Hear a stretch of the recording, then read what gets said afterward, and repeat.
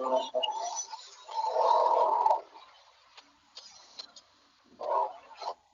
aja mas kamu di buru bego udah mulai kan? Itunya udah mulai rekamannya. Santai. Assalamualaikum warahmatullahi wabarakatuh. Kami dari kelompok 1 akan mempresentasikan hasil PowerPoint kami yang akan membahas tentang faktor-faktor mempengaruhi suatu bisnis. Selanjutnya akan dibawakan oleh Dustin Setiadi. Pendahuluan, latar belakang. Bisnis adalah sebuah aktivitas yang dikelola oleh seseorang individu atau organisasi untuk memenuhi kebutuhan manusia dan berorientasi untuk menghasilkan keuntungan. Suatu bisnis dijalankan karena manusia memiliki kebutuhan yang harus dipenuhi, yaitu kebutuhan ekonomi, transportasi, dan lain sebagainya. Namun di dalam Islam sendiri, bisnis adalah sebuah nilai ekonomi di mana setiap aktivitas yang kita lakukan memiliki nilai manfaat untuk orang lain. Di dalam konsep ekonomi Islam, memiliki prinsip harus bermanfaat bagi orang banyak dan tidak mengambil keuntungan yang besar. Sedangkan kapitalisme memiliki prinsip bagaimana mendapatkan keuntungan sebesar-besarnya dengan modal yang minim. Faktor-faktor yang mempengaruhi dunia bisnis secara umum. Lingkungan sangat berpengaruh terhadap keberhasilan atau kegagalan dalam bisnis. Karena environment yang ada dalam lingkungan dapat mendorong dan dapat juga menghambat aktivitas bisnis. Itu diakibatkan karena perubahan yang terjadi dalam lingkungan akan berdampak positif ataupun negatif terhadap aktivitas bisnis. Salah satu contoh dampak negatif dari perubahan lingkungan adalah saat pemerintah membatasi kuota kacang kedelai dari luar negeri, itu akan mempengaruhi harga jual kacang kedelai itu sendiri dan konsumen menjadi terbebani. Saat harga jual naik, itu akan mengakibatkan penurunan penjualan dan akan menyebabkan dampak buruk terhadap bisnis tersebut. Dan selain dampak negatif, ada juga dampak positif dari perubahan pada kemajuan teknologi industri yang membuat segala operasional usaha menjadi lebih mudah dan praktis.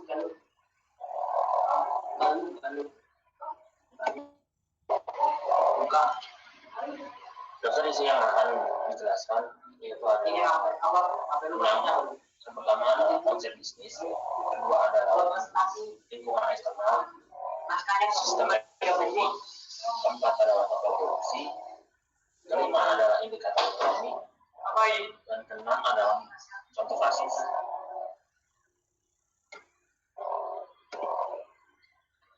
Konsep bisnis bagi perusahaan. Konsep bisnis merupakan ide-ide yang bersifat konkret dengan komponen utama antara lain strategi inti, sumber daya strategi, perantara pelanggan, dan jaringan pelanggan.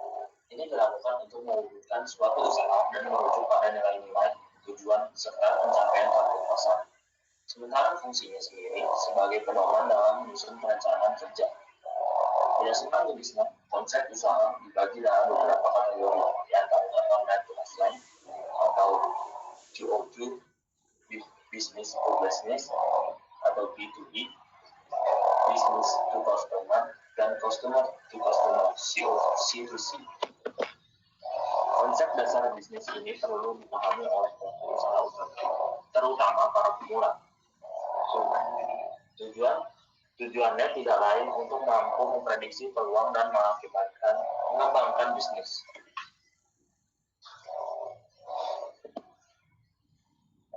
Pentingnya konsep bisnis dalam perusahaan yaitu ada 5 poin, yaitu 1. Merancang strategi bisnis dengan matang. Strategi bisnis merupakan tindakan atau serangkaian keputusan yang membantu pengusaha dalam mencapai tujuan dan mengamankan posisi kompetitif pasar. Suatu usaha yang dijalankan tidak akan bertahan lama tanpa adanya perancangan strategi bisnis yang matang. Jadi sebaiknya jangan menjalankan bisnis hanya dengan modal nekat. Seiring berjalannya waktu, persaingan dalam dunia bisnis pasti semakin ketat. Strategi bisnis dapat digunakan sebagai pedoman untuk merencanakan dan mengembangkan suatu usaha agar terus berlanjut. Dengan demikian, pelaku usaha dapat fokus pada keunggulan kompetitif dalam memposisikan produk atau jasa dengan cara yang tepat. Yang kedua adalah estimasi perkiraan modal. Modal merupakan salah satu aspek paling penting dalam berbisnis. Tanpa adanya modal, usaha mustahil dapat berdiri dan berjalan. Modal sendiri dapat berbentuk uang maupun tenaga yang digunakan untuk membiayai keperluan usaha, membeli barang mentah, membeli aset dan lainnya. Sedangkan tenaga dapat berupa keterampilan seseorang dalam menjalankan usaha dengan berpedoman pada konsep bisnis. Seorang harus mengestimasi modal, misalnya memperkirakan biaya mendirikan perizinan usaha, harga aset yang akan ditempati, belanja stok bahan mentah per bulan, gaji karyawan dan lainnya. Usaha yang baru berdiri perlu menyediakan anggaran cadangan. Biasanya bisnis baru belum mencapai profit yang ditargetkan. Untuk itu sangat dibutuhkan konsep yang jelas. Yang ketiga adalah membuat bisnis lebih terarah. Konsep usaha yang disusun dengan tepat dapat mempermudah pelaku usaha dalam mengambil keputusan, terutama ketika berada di dalam persaingan pasar yang ketat. Perusahaan yang tidak menggunakan konsep usaha dengan matang dapat berjalan dengan tidak tertentu. Kali ini yang menyebabkan banyak usaha yang berhenti di tengah jalan. Tujuan konsep usaha tidak lain untuk mengetahui arah dan tujuan perusahaan. Sebagian besar perusahaan menggunakan konsep usaha sebagai pedoman untuk mencapai target yang direncanakan. Konsep usaha juga dapat digunakan sebagai alat untuk menarik investor atau peminjam seperti bank dan lainnya. Yang keempat adalah memprediksi peluang di masa depan. Setiap pelaku usaha menginginkan usahanya terus berkembang dari tahun ke tahun. Tentu bukan hal yang mustahil jika dari awal bisnis dijalankan dengan berdasarkan pada konsep yang matang. Inilah salah satu alasan beberapa usaha masih tetap berjalan meskipun inovasi dan tren bisnis selalu mengalami perubahan setiap tahun. Yang terakhir adalah meningkatkan kredibilitas usaha. Kredibilitas merupakan tingkat kepercayaan konsumen terhadap suatu produk atau jasa. Sedangkan untuk perusahaan kredibilitas merupakan tingkat kepercayaan klien, mitra bisnis, sumber daya keuangan, dan lainnya. Kredibilitas perusahaan dapat dilihat dari reputasi maupun profit kredit. Yang kedua adalah pengertian lingkungan bisnis. Lingkungan atau environment dapat diartikan sebagai keseluruhan unsur-unsur yang dapat saling berhubungan dan saling mempengaruhi terhadap suatu karya. Lingkungan terdiri dari unsur fisik, tangible, dan non-fisik. Di dalam dunia bisnis, unsur fisik misalnya teknologi, kondisi alam, dan pemasok, sedangkan unsur non-fisik dapat berupa adat istiadat masyarakat, kondisi ekonomi, dan lain-lain. Pada dasarnya, lingkungan organisasi atau bisnis adalah segala hal yang mempengaruhi kegiatan organisasi bisnis. Lingkungan bisnis dapat digolongkan menjadi lingkungan eksternal dan lingkungan internal. Lingkungan eksternal terbagi atas dua sudut pandang, yaitu berdasarkan mikro dan makro.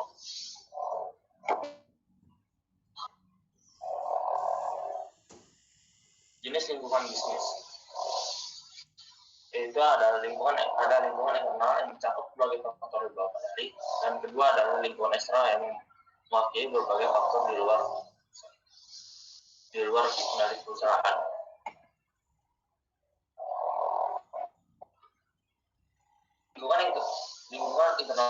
Lingkungan internal adalah segala macam aspek yang mendukung atau juga dapat menjadi penghambat kegiatan operasional perusahaan.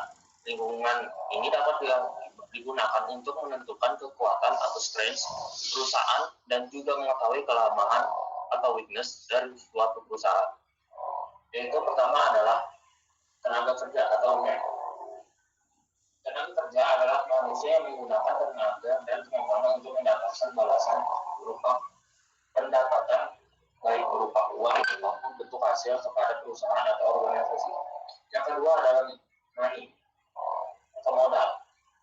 Modal merupakan dana yang diperlukan untuk membiayai organisasi operasi bisnis, investasi oleh pemilik atau pemegang saham, meminjam bank atau keuntungan yang ditahan perusahaan digunakan untuk membeli bahan baku, menggaji pegawai, membeli mesin, dan membangun pabrik baru. Yang ketiga adalah material atau bahan baku atau material. Material mengacu pada bahan baku yang digunakan dalam proses produksi, dapat berupa sumber daya alam seperti tanah, pertanian, atau dalam konteks industri sebagai bahan mentah dan komponen lain yang langsung diolah dalam proses manufaktur. Yang keempat adalah peralatan atau perlengkapan produksi atau juga mesin. Peralatan dan perlengkapan merupakan komponen pendukung yang membantu proses peningkatan nilai guna atau produksi dan demi terciptanya suatu output secara efektif dan efisien. Yang terakhir adalah metode atau manajerial. Metode mengacu pada kemampuan entrepreneurship yang dikembangkan oleh pengelola perusahaan dalam menjalankan aktivitas operasional perusahaan.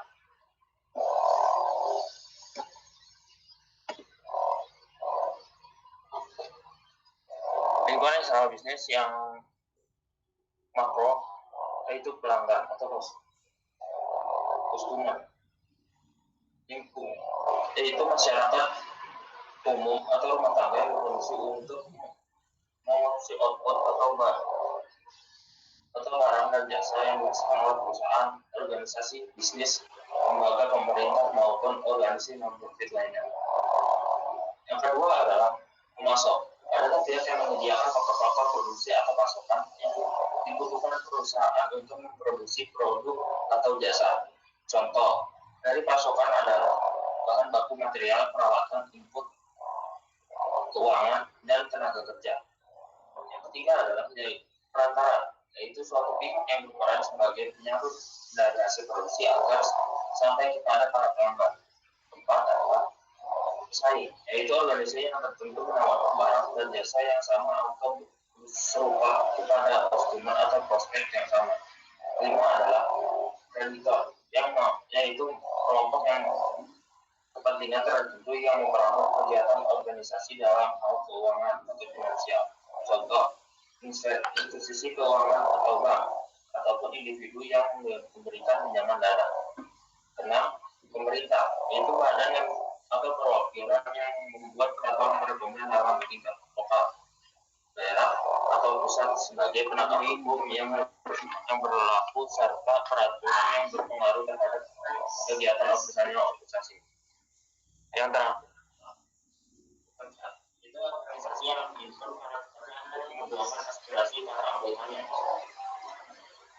yang untuknya serta makro yang termasuk dalam lingkungan bisnis dalam sudut pandang ekonomi masyarakat, lingkungan perekonomian, lingkungan ekonomi, lingkungan sosial dan budaya, lingkungan hukum dan politik, lingkungan global, lingkungan industri atau zaman terburuan. Yang pertama adalah lingkungan perekonomian. Lingkungan perekonomian adalah kondisi perekonomian di mana bisnis itu menjalankan aktivitasnya atau beroperasi. Lingkungan perekonomian dipengaruhi oleh sistem perekonomian yang digunakan suatu negara atau industri. Pada dasarnya, suatu sistem perekonomian yang dilakukan memiliki tujuan untuk memperoleh pertumbuhan ekonomi dan stabilitas ekonomi. Yang kedua adalah lingkungan teknologi dan informasi. Teknologi adalah semua yang bisa digunakan perusahaan untuk aktivitas mereka. Contohnya, seperti informasi, pengalaman manusia, teknologi kerja, alat fisik, elektronik, telekomunikasi, serta semua sistem pengawasan. Satu jenis dari teknologi yang berkaitan dengan bisnis antara lain teknologi produk atau jasa dan teknologi proses bisnis. Yang ketiga adalah lingkungan hukum dan politik. Lingkungan politik atau hukum mencerminkan hubungan antara bisnis dan pemerintah, biasanya dalam bentuk regulasi pemerintah sebagai perwakilan pemerintah dan memberikan kebijakan seputar bidang penting seperti praktek keuangan tertinggi, bahan keamanan dan kesehatan, serta standar dalam bisnis yang diberikan sangat diterima. Yang keempat adalah lingkungan sosial dan budaya. Maksud dari lingkungan sosial adalah aspek-aspek tertentu yang mempengaruhi versi atau seseorang terhadap perusahaan atau produk yang ditawarkan berdasarkan hal yang dapat didistribusikan atau standar masyarakat yang merupakan akibat dari kebiasaan penggunaan dari masyarakat itu sendiri. Dan kelima adalah lingkungan global atau lingkungan internasional merupakan kondisi internasional yang juga merupakan salah satu faktor utama yang mempengaruhi bisnis dikarenakan perusahaan besar maupun kecil yang ada di dalam negeri semakin banyak dengan tingkatan jumlah pesaing sebagai dampak dari adanya pasar global yang merupakan bagian dari lingkungan eksternal. Tantangan adalah lingkungan yang dihadapi. Adapun kalau diperhatikan oleh perusahaan yang lingkungan dihadapi, antaranya adalah ukuran populasi, struktur masyarakat umum, distribusi geografi, dan praktek serta distribusi pendapatan. Hal ini sangat mempengaruhi dasar pemerintahan. Yang terakhir adalah lingkungan alam. Lingkungan alam adalah kondisi alam yang berjalan secara alamiah di mana perusahaan itu menjalankan aktivitasnya. Contohnya, iklim, cuaca, geografi, kondisi geografis wilayah maupun sumber-sumber daya alam yang tersedia di suatu negara atau wilayah. Selanjutnya untuk sistem ekonomi akan dipresentasikan oleh Rifki Mawaridillah.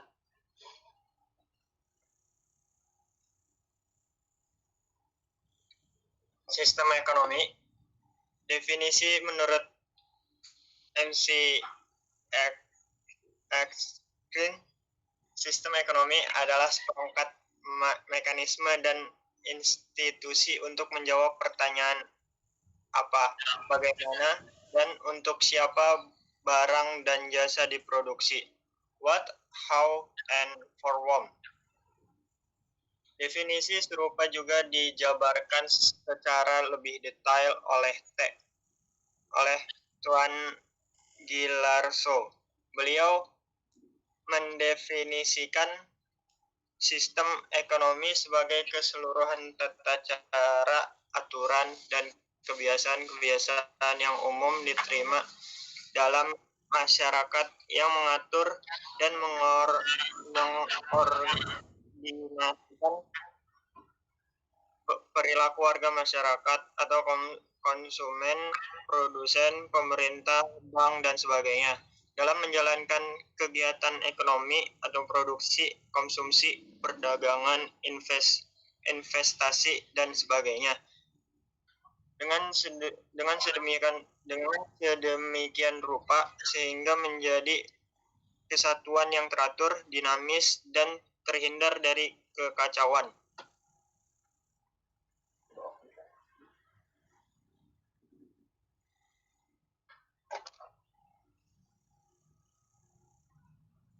Fungsi sistem ekonomi lebih dari sekedar sistem yang mengatur aktivitas ekonomi suatu negara. Sistem perekonomian juga memiliki beberapa fungsi lain, yaitu menjadi dorongan untuk terus melakukan produksi, mengatur pembagian hasil produksi ke seluruh anggota masyarakat, mengatur atau mengordinasi kegiatan individu dalam hal perekonomian, menjadi dasar penentuan kebijakan atau mekanisme tertentu agar didistribusi barang dan jasa berjalan baik.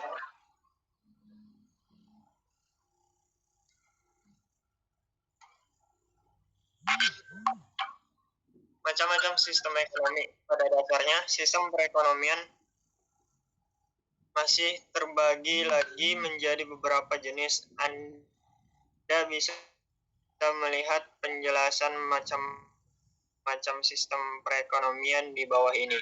1. Sistem ekonomi tradisional. 2. Sistem ekonomi pasar atau liberal atau kapitalis. 3. Sistem ekonomi terpusat atau sosialis. 4. Sistem ekonomi campuran. Dan 5. Sistem ekonomi Pancasila.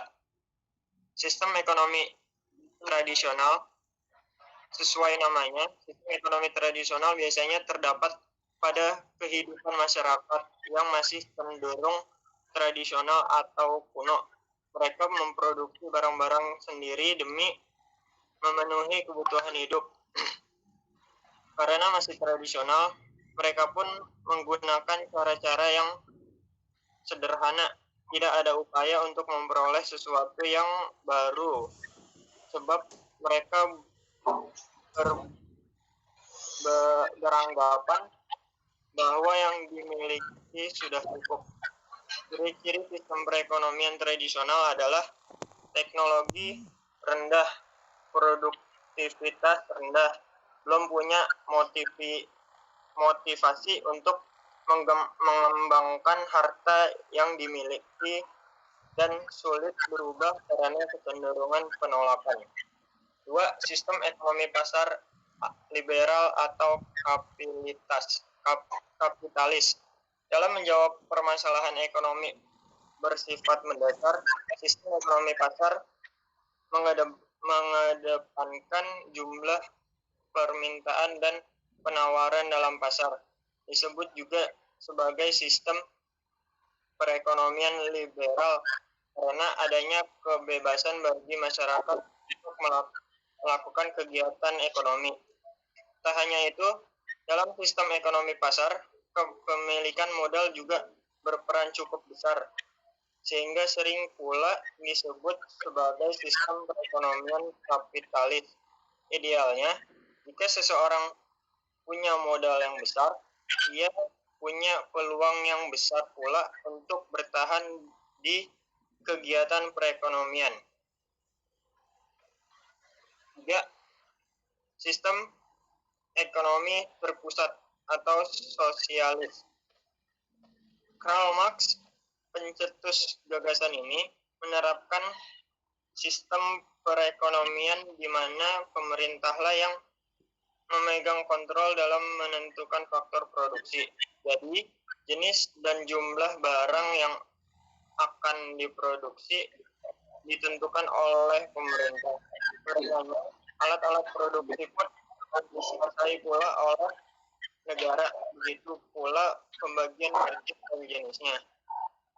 Alhasil, tidak ada kebebasan dalam berusaha karena hak perorangan atau swasta tidak diakui.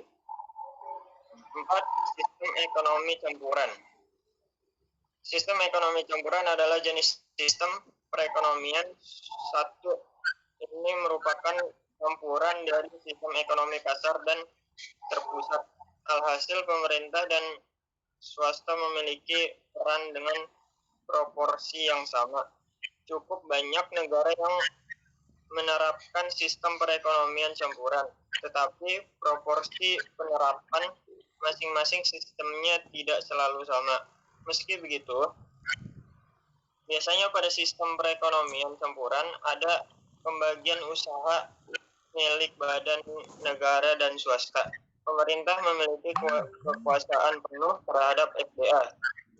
Pemerintah menyusun kebijakan strategis dalam kegiatan perekonomian. Pihak swasta mendapat kebebasan dengan tetap diawasi oleh pemerintah. 4. 5. Sistem ekonomi Pancasila. Didasari oleh ideologi Pancasila, sistem perekonomian ini hanya dianut oleh Indonesia pada sistem perekonomian Pancasila. Sistem perekonomian didasarkan pada asas kekeluargaan dan gotong royong dari, oleh, dan untuk rakyat di bawah pengawasan pemerintah. Landasannya menggunakan Pancasila, pembukaan UUD 1945 dan UUD 1945 pasal 27, 33, dan 34.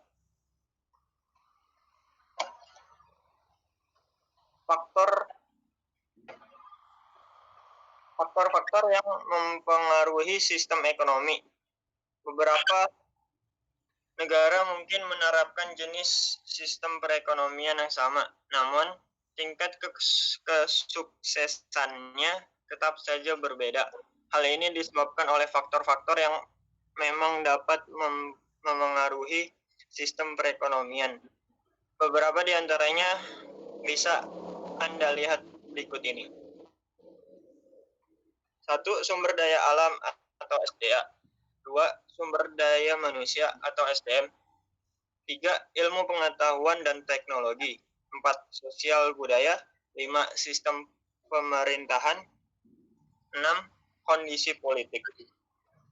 Sumber daya alam atau SDA adalah berperan sebagai bahan dasar untuk beragam produksi ekonomi yang hendak dilaksanakan. 2. Sumber daya manusia atau SDM. Pengelola SDA, tenaga dan kemampuan dibutuhkan untuk melaksanakan segala kegiatan perekonomian. 3. Ilmu pengetahuan dan teknologi. Pengetahuan dapat menjadi petunjuk dan teknologi dapat mempercepat masyarakat dalam melaksanakan kegiatan perekonomian. 4. Sosial budaya. Berpengaruh terhadap kerjasama antar individu dalam melaksanakan setiap kegiatan perekonomian. 5. Sistem pemerintahan. Penentu sistem ekonomi yang hendak diberlakukan di suatu negara. 6. Kondisi politik. Kondisi politik tak menentu berpotensi membuat banyak pihak berlomba-lomba menjadi yang terbaik tanpa mempertimbangkan nilai-nilai penting yang dianut. Berdasarkan sifatnya, tenaga kerja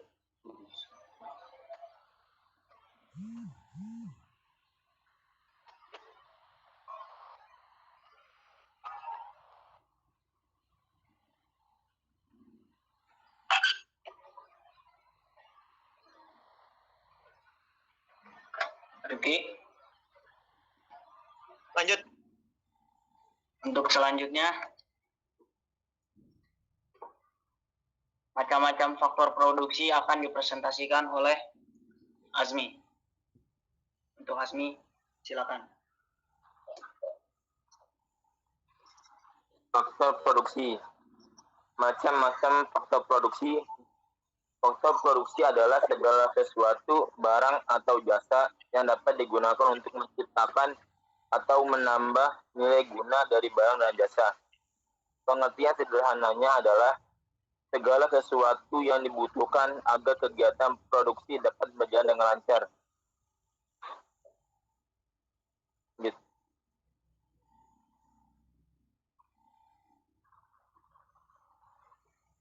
Sumber daya alam, land. Yang dimaksud dengan sumber daya alam adalah segala faktor produksi yang berasal dari kekayaan alam yang dapat untuk memenuhi kebutuhan manusia.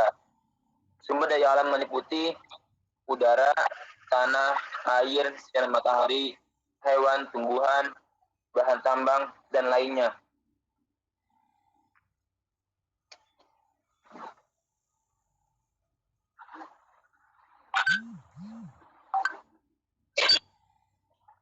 Tenaga kerja, labor. Dapat kita katakan bahwa tenaga kerja adalah faktor produksi yang berperan dalam mengelola sumber daya alam, sumber daya lainnya. Tenaga kerja dapat kita bagi lagi berdasarkan beberapa golongan, yaitu 1. Berdasarkan sifatnya. Tenaga kerja jasmani. Tenaga kerja jasmani adalah tenaga kerja yang lebih banyak menggunakan tenaganya dalam bekerja. Contohnya, petani, tukang beca, tukang sapu. Selanjutnya, tenaga kerja rohani. Tenaga kerja rohani adalah tenaga kerja yang lebih banyak menggunakan kemampuan pikirannya dalam bekerja. Contohnya, dokter, guru, banker. Berdasarkan kualitas dan kemampuannya. Tenaga kerja terdidik adalah tenaga kerja yang memerlukan pendidikan tertentu agar dapat melakukan pekerjaannya. Contohnya, dosen, dokter. B. Tenaga kerja terampil adalah tenaga kerja yang membutuhkan keterampilan tertentu sehingga umumnya memerlukan pelatihan tertentu untuk dapat melakukan pekerjaannya. Contoh, penjahit, caster salon, sopir. Tenaga kerja tidak terdidik dan tidak terampil adalah tenaga kerja yang tidak memerlukan pendidikan ataupun keterampilan khusus untuk dapat melakukan pekerjaannya. Contoh, pemulung, tukang koran, pedagang asongan. Berdasarkan sifatnya, modal kapital merupakan faktor produksi yang memiliki peranan dalam mempercepat serta membantu kelancaran proses produksi. Modal juga dapat dibagi menjadi beberapa golongan. 1. Berdasarkan sifatnya. Modal tetap adalah modal yang memiliki sifat tahan lama sehingga dapat digunakan berkali-kali dalam jangka panjang. Contoh, mesin, bangunan, dan kendaraan. Modal lancar. Modal lancar adalah yang memiliki sifat sekali pakai. Contohnya, kertas, bahan bakar. 2. Berdasarkan sumbernya. Modal sendiri adalah modal yang bersumber dari pribadi, milik maupun perusahaan sendiri. Modal asing. Modal asing adalah modal yang berasal dari pinjaman pada bank atau pihak lainnya. 3. Berdasarkan kepemilikannya.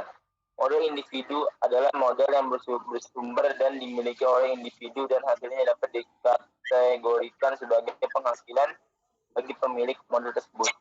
Contohnya, bunga tabungan, rental mobil, sewa bangunan. B. Modal umum. Faktor produksi modal yang berasal dari pemerintah dan digunakan untuk kepentingan bersama. Contoh, pasar, pelabuhan. Berdasarkan bentuknya. Modal konkret adalah modal yang bentuk fisika dapat dilihat selama proses produksi. Contoh, mesin, bahan baku. Modal abstrak adalah modal yang tidak memiliki bentuk fisik, namun berharga dan memiliki kegunaan bagi perusahaan. Contohnya, hak paten, hak merek, dan nama baik.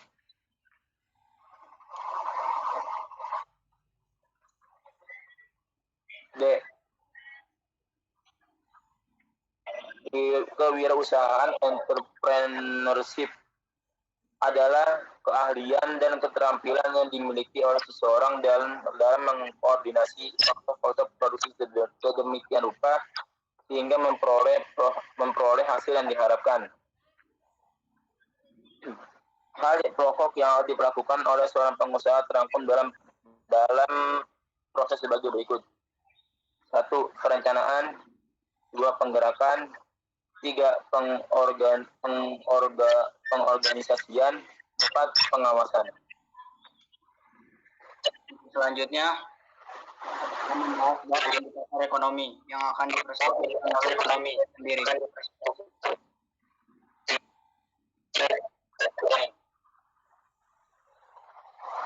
Bagi seorang investor, indikator ekonomi menjadi alat yang dapat membantu memahami penyebab kinerja baik ataupun buruknya suatu perusahaan.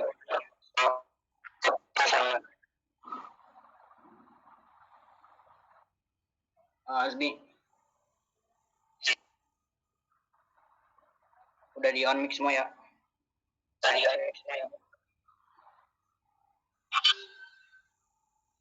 Lanjut. Sehingga keputusan investasi menjadi lebih akurat. Ada banyak indikator ekonomi yang bisa digunakan, tapi di sini hanya akan dibahas 5 indikator. Dan bagaimana hubungan antara indikator yang satu dengan indikator yang lainnya.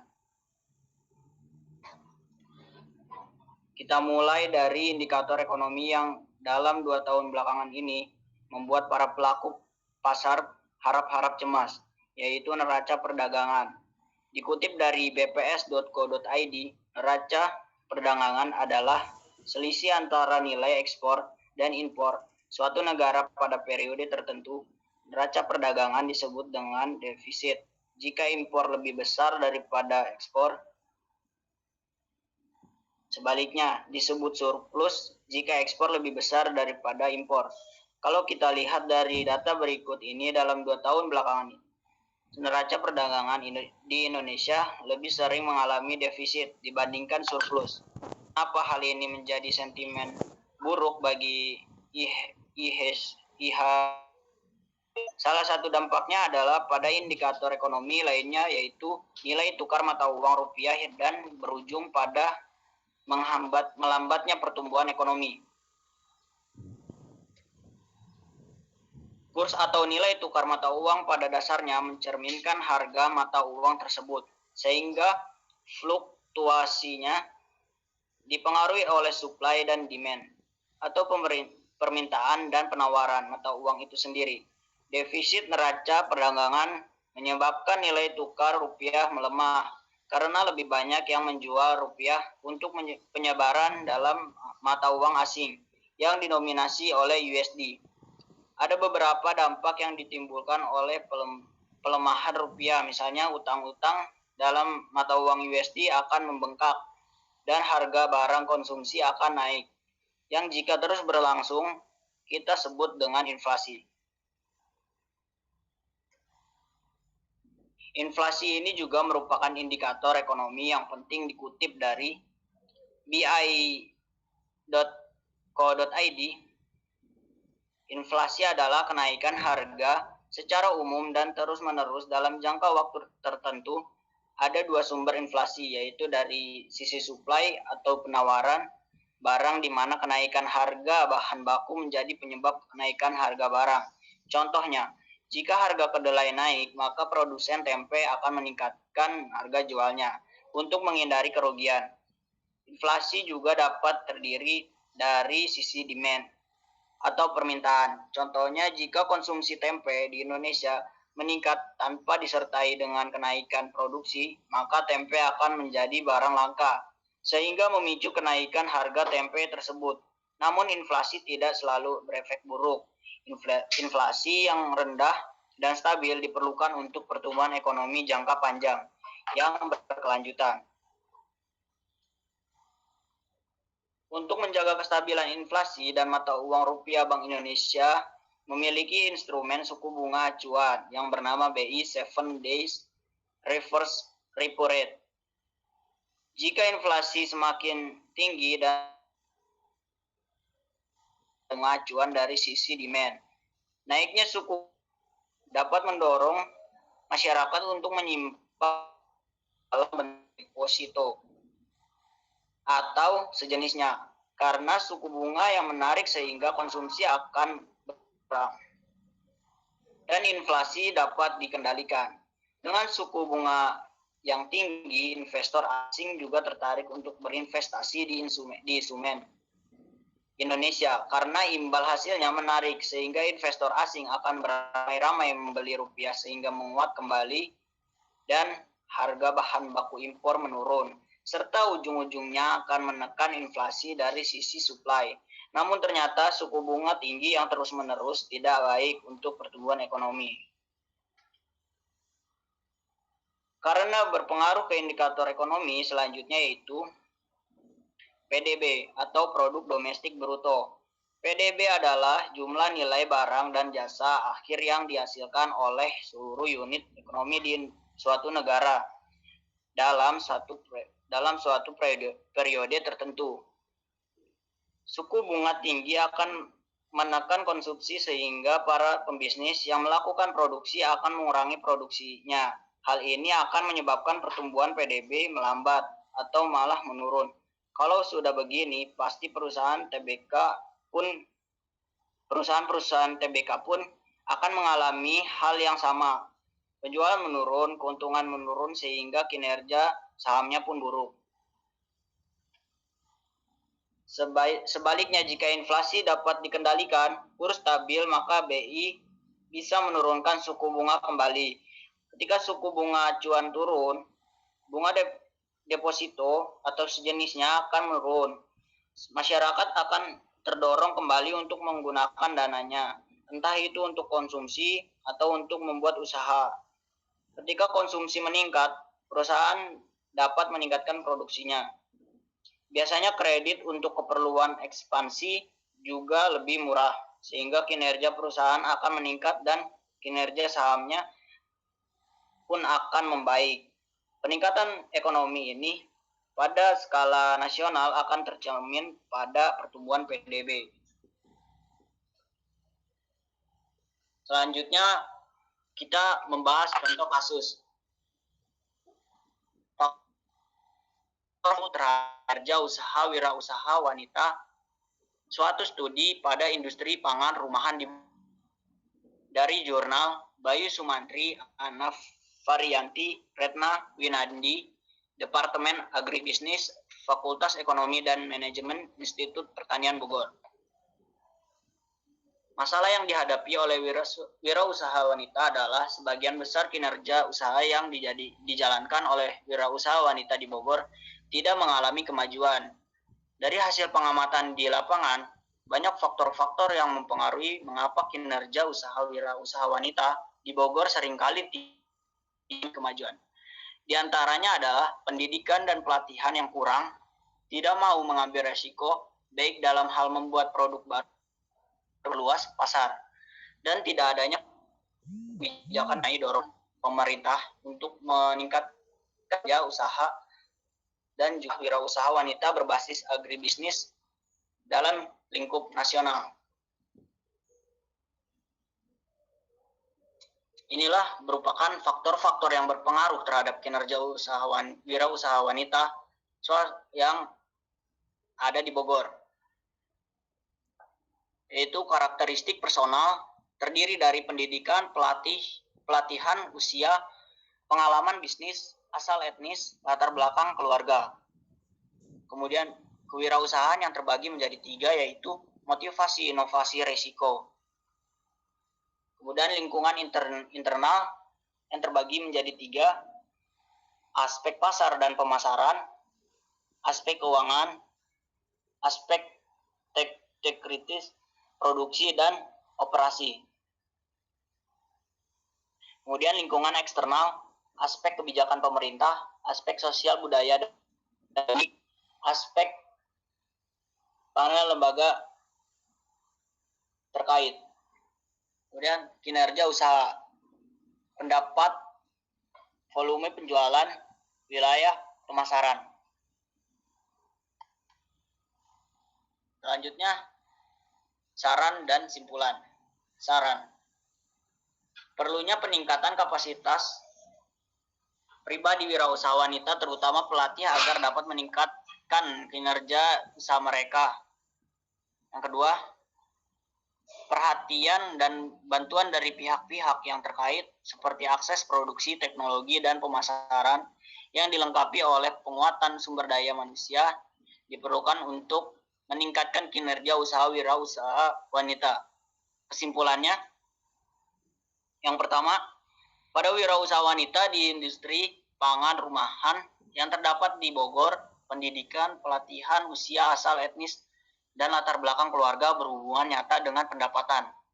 Sedangkan pengalaman bisnis berhubungan nyata dengan volume penjualan. Dan pendidikan, pelatihan, usia, dan pengalaman bisnis hubungan nyata dengan perluasan wilayah pemasaran yang diperoleh. Yang kedua, kinerja usaha dipengaruhi oleh karakteristik personal, kewirausahaan, lingkungan internal, dan lingkungan eksternal, di mana karakteristik personal wirausaha wanita pada industri pangan rumahan di Bogor adalah variabel yang paling penting yang mempengaruhi kinerja usaha wirausaha wanita. Sekian dari kelompok kami. Kurang lebihnya mohon maaf. Thanks for your. Assalamualaikum warahmatullahi wabarakatuh.